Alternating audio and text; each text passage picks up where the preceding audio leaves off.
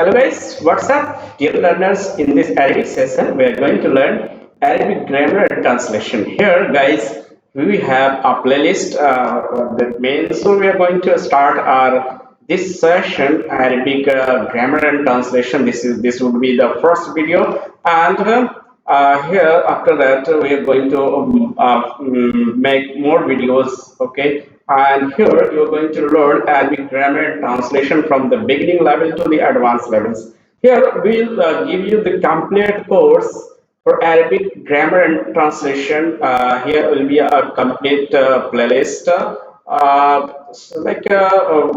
Here we'll complete the videos.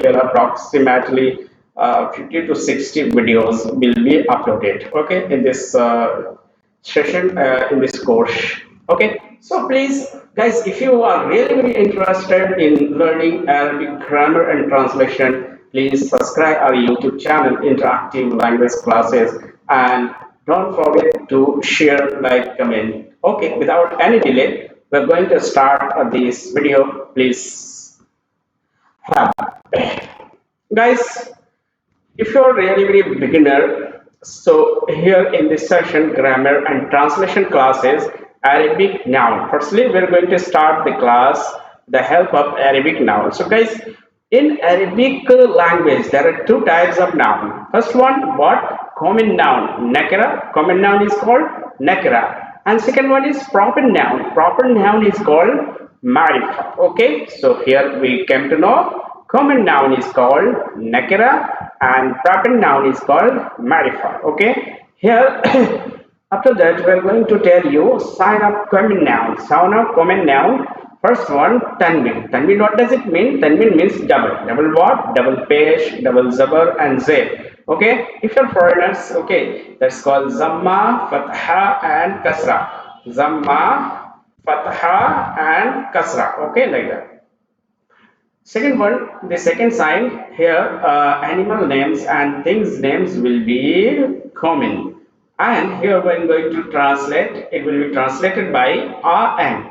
Like kitab. Look at this example here at the last letter ba. Here ba above there are two pesh or two zamma. Okay, two pesh or two zamma. This is the first sign of being common noun. And the second sign is what? Here it's a name of thing. Okay, it's a thing. Kitabun, a book, translated by a book. Sayyaratun, a car. Okay. Baitun, a house or a home. Okay. Here, qalamun, a pen, as well common noun. Filun, common noun, and elephant. Maktabun, an office. Okay. Gorfatun, why I am here writing A-E-I-O-U. Okay, these are vowel, and before vowel and will be put. That's I'm telling. Gorfatun, a room. Jabbalun, a mobile. Here as well, guys, we are learning grammar as well as we are learning translation.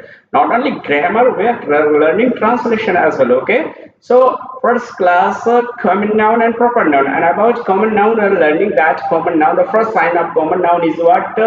Tanwin, and the second one is what? It will be the names of things and animals. Okay, this we are learning here. The first one, kalamun, is a name, it's an object, and filun, it's an animal. Okay, so there are two things, there are two points. One point is what? Things name, objects name, and animal names. Okay, these are common noun. Okay, now coming to the proper noun.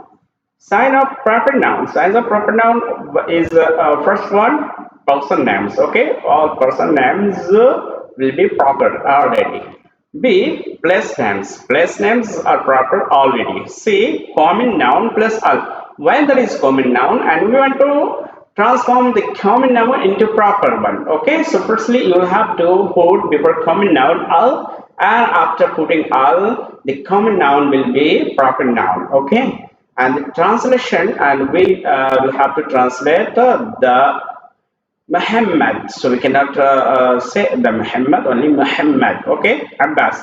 Abbas, because they are proper noun, okay, person names, and they're already proper, okay, they don't need to be translated by, okay, the. Muhammad, Abbas, Hamza, Aisha, Zainab. Bhavana is a name of place. Delhi is a name of place. Banaras is a name of place. Okay.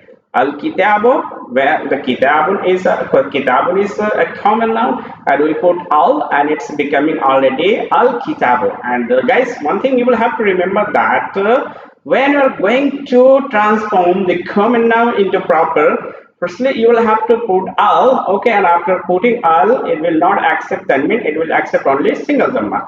That's why Al Kitab. You cannot say Al Kitab. Many students forgot and when they put Al, so even putting Al, okay, they used to say Al Kitab. It's wrong. Okay, you will have to say Al Kitab, their book. Al Kalamu, the pen. All the common nouns are being transformed into proper noun. Okay, Al Filo, the elephant. Al Burtaqalu, the orange. Al Orfato, the room. Guys, got? Now, here we have learned a common noun and proper noun and their related translation. After that, you will have to know that all proper nouns and their signs are going to be a subject in a sentence, and the common noun, the signs of common noun are going to be predicate in your sentence. And subject plus predicates. There are two types of sentences in Arabic language, as there are two types of noun in Arabic language. First one common noun and second one proper noun. Here, what we have to learn, there are two types of nouns in Arabic language. First one noun sentence, and second one verbal sentence. Firstly, we are going to learn about noun sentence. It's called Jumlatun Ismiyya. Jumla means sentence. Noun Ismiyya. Here, subject and predicate. Subject is a noun or pronoun about whom we talk. Okay, so it's a definition only. Subject is called in Arabic mubtada, and predicate what? Predicate is an information which is given about a subject, and predicate is called khabar. Okay. So guys, here that much in this video. For in the second video, we're going to learn more about subject and predicate and noun sentence. We will start. Okay. So in this video, that much, guys. Please don't forget again to like the video and please share, and don't forget to subscribe our channel Interactive Language Classes. Please do that. Thank you for having me, and please be continue, and please wait for second video. I'll share in your playlist Arabic translation and grammar. Thank you.